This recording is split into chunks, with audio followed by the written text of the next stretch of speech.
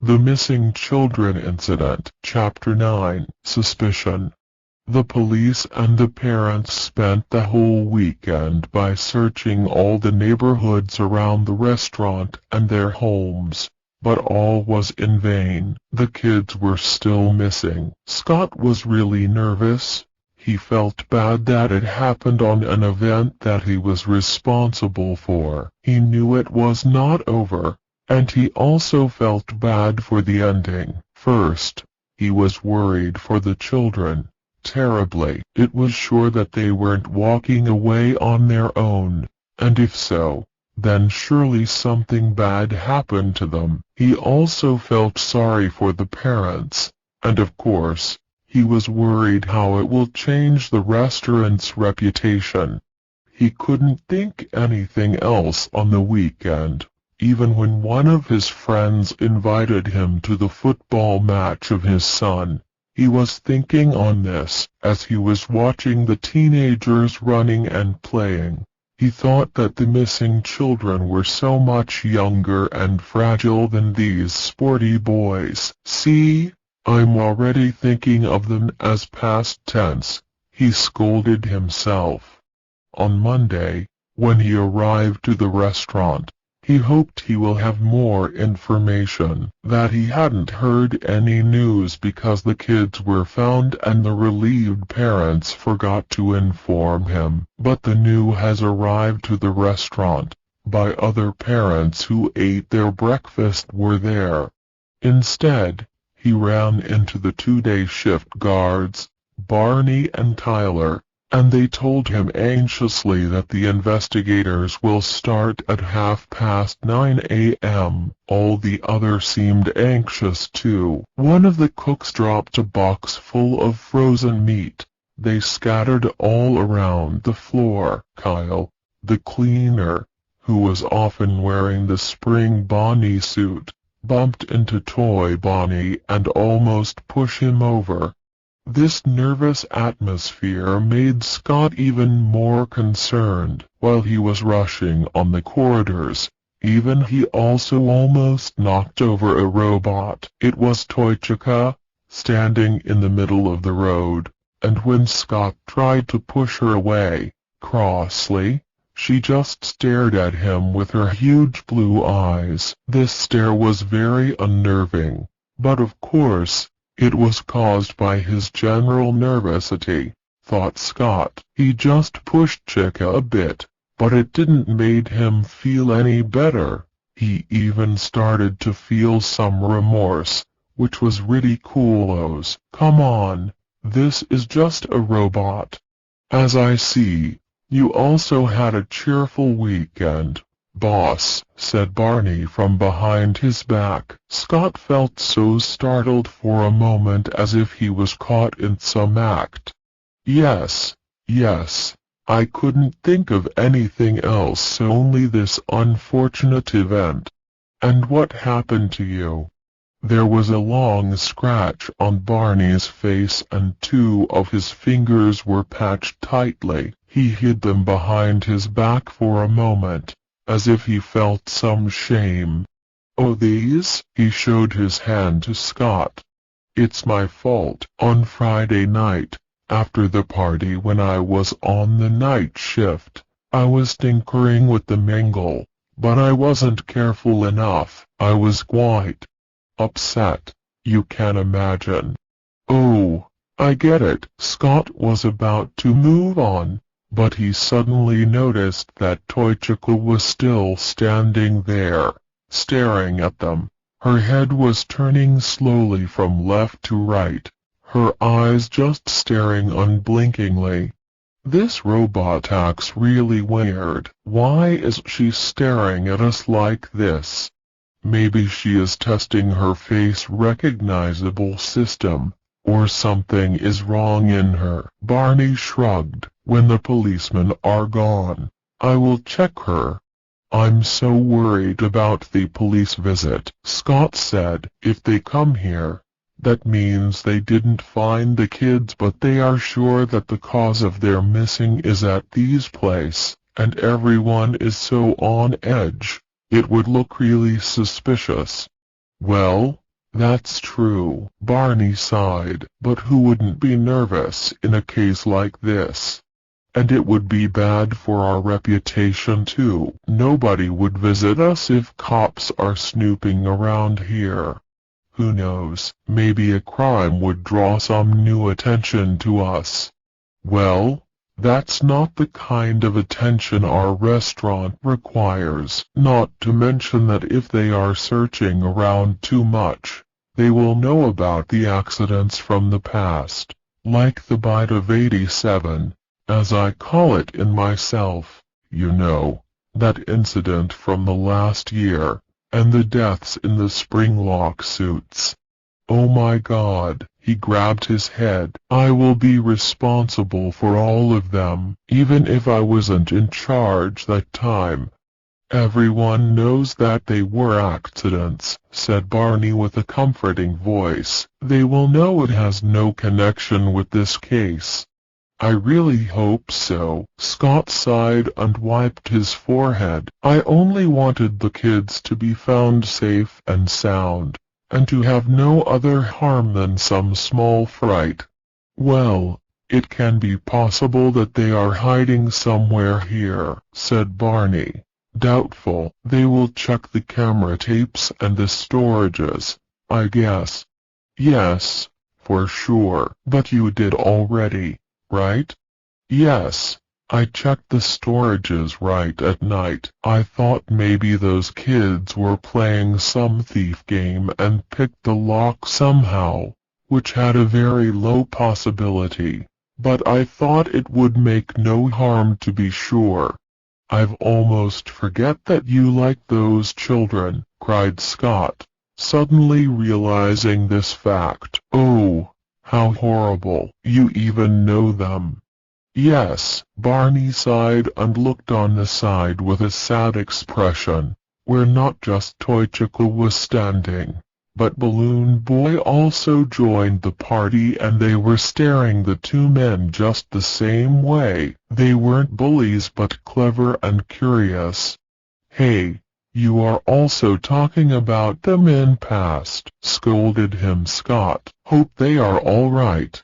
Barney looked at him sorrowfully. Do you really believe this? They are missing for 2.5 days now. I'm sure that someone kidnapped them, pulled them into a car and... No, Scott shook his head. I will not accept this. Suddenly he realized that he had some important business to do before the investigators arrive. But I need to go now. I have to take care of some phone calls before the cops will intercept me. By the way, you have a spot on your tie. There, a dark spot. What? Barney twitched like a poisonous snake was around his neck. Later on Scott will remember this moment, when he starts to feel the suspicion growing inside him. But in this irritated state he only felt it a very little unordinary and not as a true, horrible evidence. Relax. It's only coffee. Oh, if he did even suspect the truth, then you better take it off. It looks so messy. It surely looked messy. Next to Barney's new-looking purple suit, there was a dark spot on the knot and one smaller below it. Barney took it off, violently pulling and pushing it into his pocket, and then he returned to his desk, still setting his shirt. Scott went to his office to make some calls, and waiting for the police. He was thinking about what Barney said. Maybe this kind of promotion could be useful for the company. It's sure that there will be people who will visit them because of the scent of death. No, don't even think of that. This would mean they can't call themselves a family restaurant anymore. At least if he had children, he would never take them to a place where other children were. Disappeared. Of course, it's not a case, because Susan left him 2 years ago, and the reason of their divorce was exactly the thing that she didn't want to have children. She said it would ruin her pretty body, and didn't care that Scott wanted kids so badly. But it's better this way. She wasn't the best choice for him, and not only because. His thoughts were interrupted by the arrival of the cops. Officer Watson was a thin, fair-haired man in his early 50s, and his partner was a big black man. "He is Officer Briers," said Watson, "and no, not Holmes, and not even Sherlock." He said it with a voice that suggested that he heard this joke many times and he didn't found it funny at all. He didn't seem to like a funny man, and this made Scott feel a bit uncomfortable. He liked friendly, cheerful people. He could easily make them understand him. But grim people like Officer Watson made himself uncertain and shy. "So I will show you the cameras," he offered, and they walked into the monitor room, scaring away Mark, who was on duty. Scott was searching for the tape of the birthday party, and, while the officers was carefully observing him and the room, started to play it. On one of the monitors, all the 5 kids were clearly visible. Just after a few moments the tape started to play. "So," muttered Watson, "there is Elizabeth and Benedict Woods. Next to them Jennifer Allen, and the 2 boys are Finn Cole and Joe Griffin, right?" "I think so," Scott answered, but he noticed immediately that the officer was talking to himself. His partner was observing the small faces on the noisy screen. Watson gave a sign so the tape continued. Lots of children were running around, among them this special group. Sometimes they were visible on multiple screens at the same time. They didn't waste any time. They wanted to try everything, and on one screen, they saw the yellow animatronic rabbit, Spring Bonnie, approaching the kids. They could only see his back, and he was also far from the camera, so they didn't see what was happening. But a bit later, the kids got up and followed the rabbit to the back of the building. "What was that robot doing there?" asked Briers. Despite his look, he had a very soft voice. Scott shook his head in surprise. "It's not a robot, not really," he explained. "It is some kind of suit, and usually our worker, Kyle, is the one who wears it." "So a man in the yellow suit asked the kids to follow him," said Watson. "It is part of the experience, right?" An employee, dressed up as a funny rabbit. But as he said, it didn't sound really funny. "Yes, but on that very day, nobody should wear it. We were showcasing the new robots, and there were also the older ones on the stage too. There was no need for someone to sweat in that suit." The officers looked at each other, suspicious, and this made Scott so nervous that he started to talk. Unstoppable. But who would want to wear it voluntarily, even if it wouldn't be such a hot summer? Only a real masochist would jump into it. Everybody wearing it had always talked about how much they hate it. So there are others besides this Kyle who wear it, right? Yes, there are others too. Give me a minute. Later. First we need to check these tapes. Watson turned back to the monitor. They saw the yellow rabbit one more time, followed by the children, but not after that. They disappeared into the darkness of the corridors. "Those are the corridors to the storage rooms, right?" asked Briers. "Visitors are not allowed there." "Yes, they are for the employees, but we usually lock them." As he said this, A horrible thought grabbed Scott's mind. Could it be that a Fazbear's employee did this? But we can't be sure, Watson answered, but it's a fact that this person in the rabbit suit, who shouldn't be there, lured the children to the storages. They could also be a female, and they don't have to be an employee either. What a sick bastard, Briars growled. Manager, what do you think? Could a stranger be in the suit? Could someone just take it on and walk around in it? I see a very low chance for it. Scott shook his head again. First, we always lock those suits away. You know what? Show them to us. They walked to the backstage, where the robotic parts and spring-lock suits were kept. Scott opened the door with his keys and let the investigators in. The air was full of the scent of oil, metal and dust. There were shelves on the walls, with empty heads of Chica, Bonnie and Freddy. There were also some endoskeletons on a desk in the corner, which normally were hidden inside of the animatronics, controlling their movements. The heads were staring down to them with their empty eye sockets. There it is, pointed Scott to the corner, where the yellow rabbit was sitting next to an old yellow bear suit, same as the one rotting in one of the storage rooms. So, as I've said, Scott continued, the suits are not for anyone. We are keeping them here, locked away, and only a few people have keys for this room. And if you look inside one of these suits, see, you need to remove the heads. You can see the metal parts inside. If someone is not familiar with wearing this one, he will unlock the spring locks, which will release the metal parts, which will crush the person inside. So only employees are familiar with this method? Yes, and only a group of my employees, the ones who usually wear them and the ones who are responsible for the robots.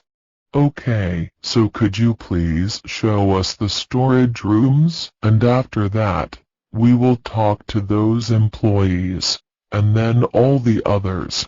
Scott let them into the corridor, and they checked the storages one by one. They didn't see anything unordinary, only crabs lying around. But after closing the last door, Briars growled and pointed to the wall. Watson leaned, observed it carefully. What is it? Scott asked, but he already saw it. A little dark stain, a bit larger than the spot on Barney's tie.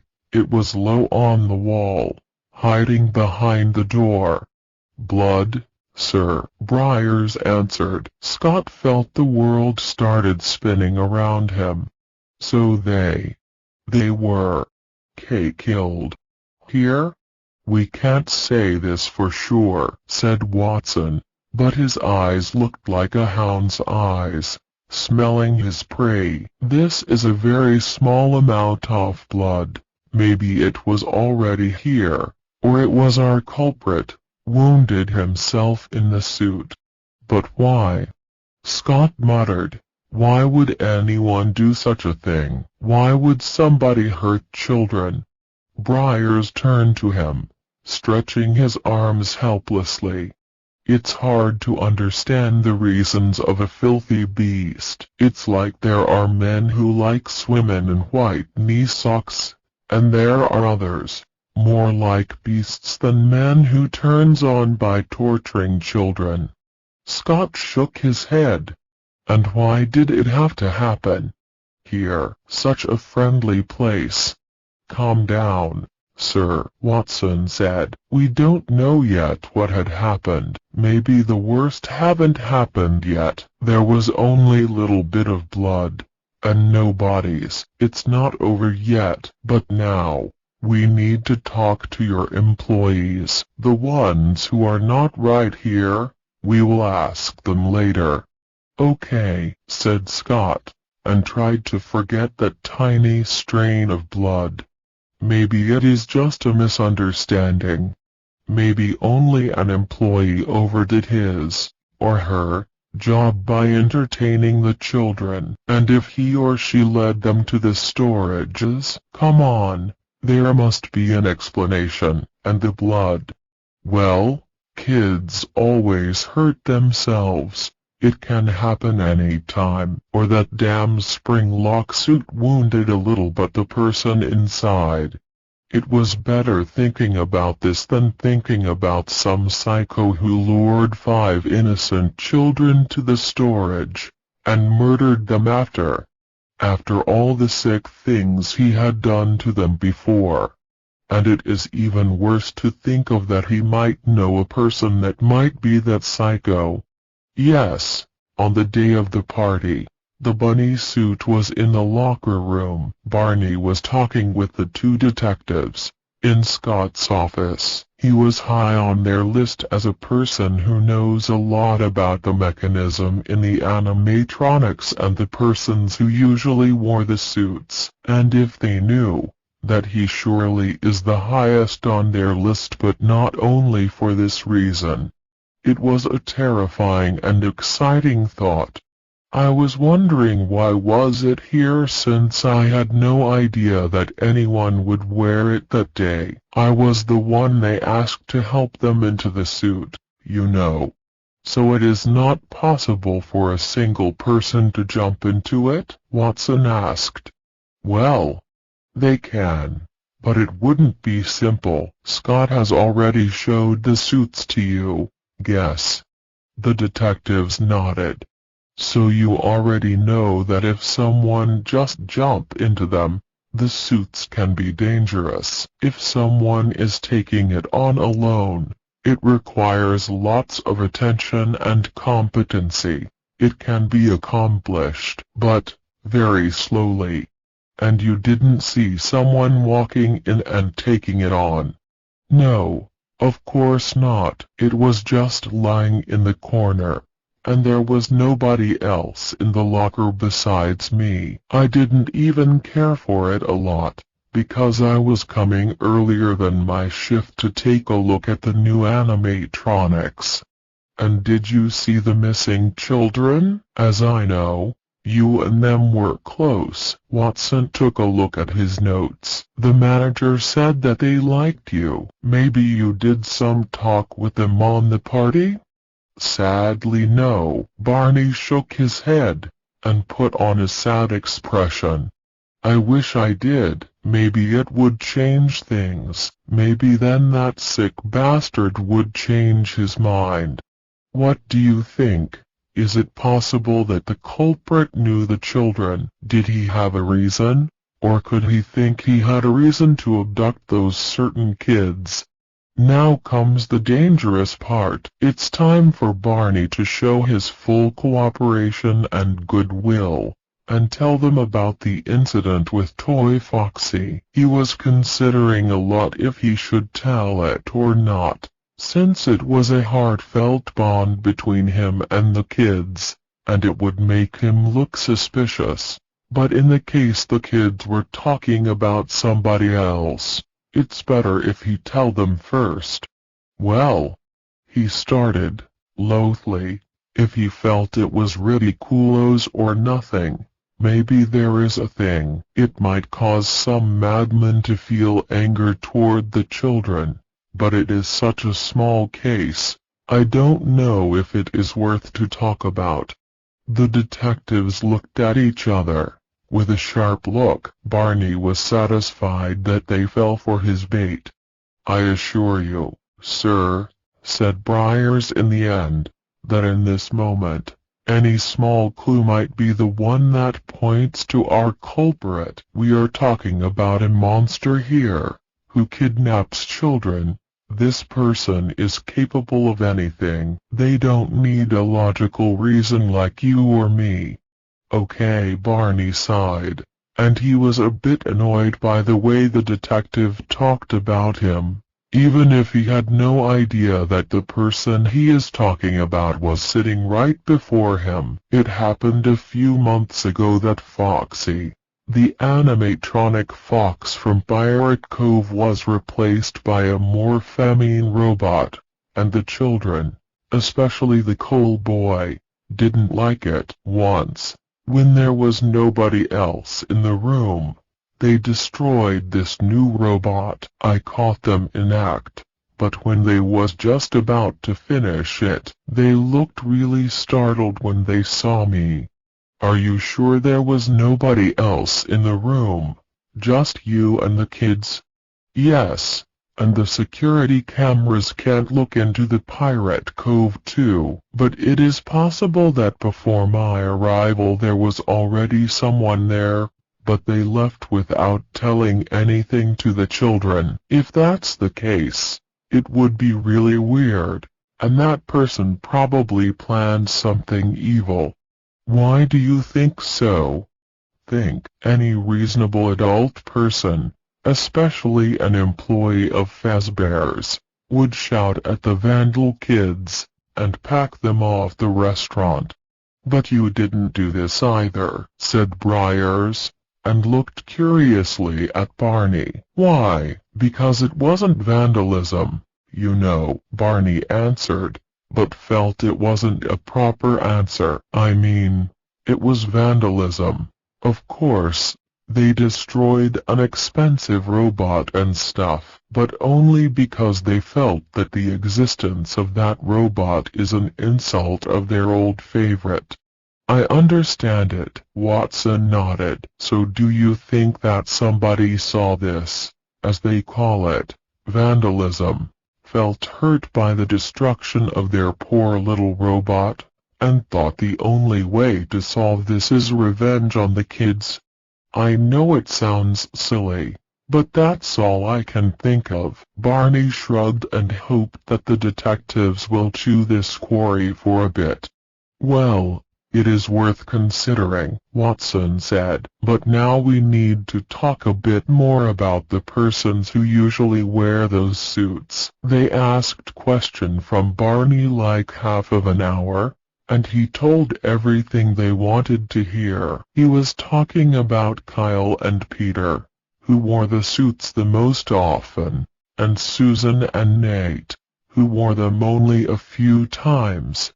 It went really well. The detectives weren't suspicious at all, or they made Barney to think they're not. Then they thanked him for the help and that they will look for him if they need some more answers. Barney smiled, and assured them that he will help when he can, and he also can't wait to see that filth rotting in the prison. He made the whole shift without any mistakes. He acted a bit sad, a bit worried, but still helpful and friendly. He was driving home, thinking through the whole day, what he said, how they react when suddenly he felt a violent itch in his stomach. He trampled on the brake and pushed the door just before he threw up. He loudly vomited on the road, made some of the passerby look at him unapprovingly, but he didn't care. When he wiped his mouth he saw his hand was trembling too, and suddenly he realized, like an icy stroke, how dangerous the game he is playing. He stood there, frozen, until the chorus of honks behind his car startled him. No, he can't be that weak. He can't make a stir. And this little vomit out of the car show was exactly making sensation. Fortunately, there were no cops around him, nor the two detectives, neither somebody else. If he make him look suspicious, it will be really bad for him. And it is not just about the prison, although he knew how inmates handle the persons who hurt children in any way. But what if one of the mourning fathers grabbed a gun and shot him before the courthouse? It wouldn't be a first time a thing like this happened.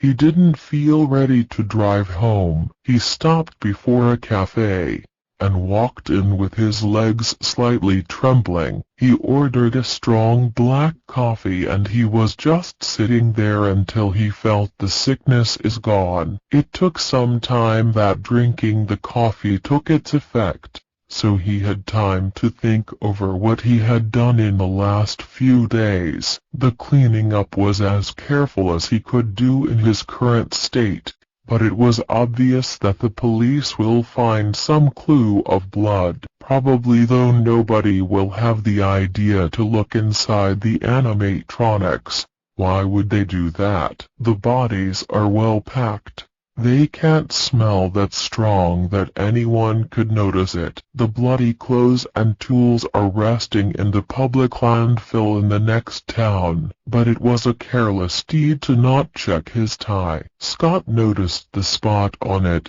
but hopefully if he would ever remember it, he will always think of it as a spot of coffee. Fingerprints left on Spring Bonnie wasn't something to worry about. He touched that thing almost daily anyway. They can't see him on the monitors either, only in the suit. And as that suit looks like, it could be anyone inside. The hair locks of the children, those priceless trophies, are hidden in his apartment, although he didn't expect a house search. Not now and not in the future. He thought he was smart and reliable looking enough to avoid suspicion. He was careful enough to hide them, and tried not even think about them, because then he felt so excited he couldn't focus on anything else. Just the feel of those shiny little locks around his fingers. But now, he can't let his guard down before this fuss is over. He better not touch them, not even at home. Maybe he could lead them on a false trail by mentioning Attorney's case, who disappeared last year. It's true that he killed her too, but the police thinks she was kidnapped. But Barney wasn't sure how much he should know about this case. No, it's better to left forgotten.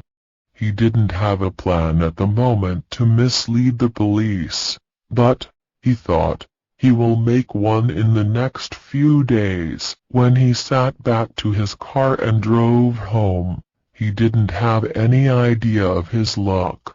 On the next day, when he arrived at Fazbear's, he met one of the hostesses, Mary, who looked terrified and shocked.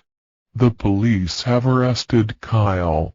For a moment, Barney didn't realize the thing he just heard. He almost heard as the police was coming for him, but suddenly he realized it is impossible and he finally felt the shock. Kyle, the cleaner, and the person who wore Spring Bonnie the most often. Mary saw his shock, which was real. He didn't have to pretend it. I don't know what happened. The investigators were here, with handcuffs.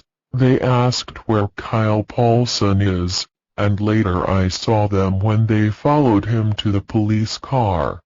I'll go and ask Scott. That's madness, Barney answered, shaking his head.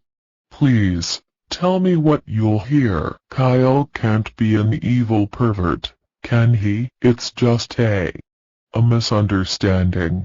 Of course, I'll tell you everything, said Barney with a comforting voice. He sounded really comforting, although the name evil pervert annoyed him a lot. I'm also in shock. I can't believe this.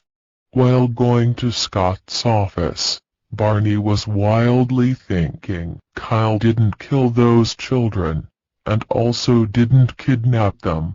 That was obvious. What else could he done? Maybe he had a criminal record, or maybe somebody saw him molesting children, or maybe it is just a misunderstanding.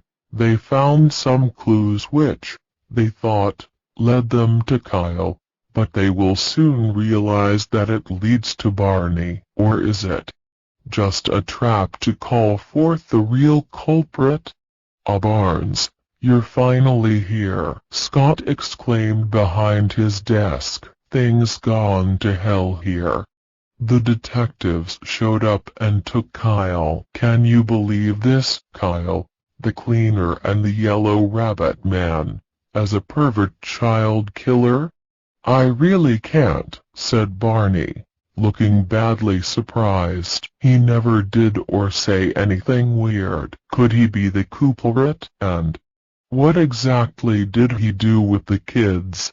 "He denies it. We don't know what he did to them or that did he do anything at all. But when he started to beg me to tell the police that he is a good man, Detective Watson told me not to believe to a child abuser." "What?" Barney now really felt confused. "Imagine, our nice little Kyle was a damned sadist bastard all along." Scott seemed angry and disappointed. His wife submitted a restraining order against him years ago, because he abused her and their 2 children, and when they left him, he stalked after them. One day he even wanted to kidnap his own little boy right before the school. "Oh my God, such a dick," said Barney. But inside he thanked to Kyle being such an asshole. "That's a pretty good reason, being a child abuser, to be the main suspect. Not to mention he also wore the spring Bonnie suit a lot." "Thanks, Kyle." "I don't want to believe it," said Scott, desperately. "I don't want to believe that Kyle is a pervert, sadist coward, and he always has been." "I know, right?" said Barney, slapping his shoulder friendly, ignoring the words coward and pervert. "I was working with him every day. We can't be aware what's in another person's heart." "That's true," Scott sighed, "but I don't hold you up. Go, change your clothes." Barney turned away, but suddenly looked back. "And what about the restaurant? We don't have to shut it down, right?" "No, fortunately. And I hope our guests won't scare away." Barney nodded and stepped into the locker. With a satisfied smile, "The police found a suspect. The bodies were still not found. The restaurant won't shut down. His name is still clear. Could things get even better?" He started to croon while dressing. "Everything is nice and cool, just as it should be."